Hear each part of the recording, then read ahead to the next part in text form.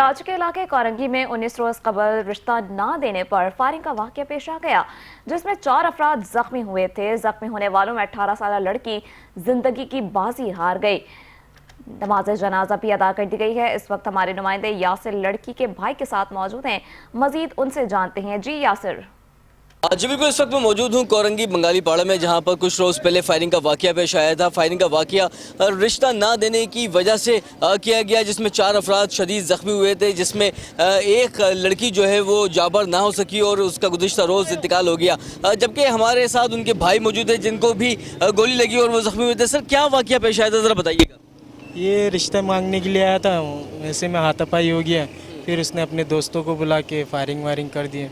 फिर सिस्टर बाहर से आई हुई थी खाला के घर से, तो अच्छा, ये रिश्ता कितने रोज़ पहले मांगा था और फिर फायरिंग का वाकया उसके कुछ रोज़ बाद आया? 2-3 हफ्ते से पीछे पड़ा हुआ था वो। अच्छा, तो आप लोग मना कर रहे थे? कर रहे थे, सिंधी नस्ली मना कर रहे थे। ठीक है। अच्छा, तो फिर ये लड़कों के साथ आया, फिर क्या थोड़ी तफसील बता देंगे?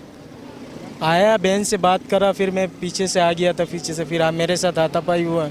वैसे में फिर लड़के आ गए, उसके लड़के बुलाए उन्होंने, फिर फायरिंग कर दी। अच्छा, आपको भी कोई गोली लगी है? हाँ, मेरे को भी लगी। अच्छा, ये लड़कों को जानते हैं, कौन है, कहाँ रहते हैं, क्या नाम है, कुछ आइडिया है इनको? रिश्ता लेने आए हैं, पता होगा? अभी कुछ पता नहीं है, अभी बहन मालूमात करते फिर उसके बाद आपको बताएंगे। अच्छा जी, बिल्कुल यहाँ पर उनके भाई मौजूद थे जिनको गोली लगी थी, ये खुद भी ज़ख्मी हुए थे। जबकि यहाँ पर इलाके मकीन और जो घर वाले हैं लड़की के, उनका ये मुतालबा है कि वज़ीर आला सिंध और IG Sindh, additional IG police जो है वो इस वाक़े का फौरी तौर पर जो है सख्ती से नोटिस लिया जाए और जो मुल्ज़िमान हैं उनको कानून के कटहरे में खड़ा किया जाए ताकि उनको सख्त से सख्त सज़ा दी जाए। जी।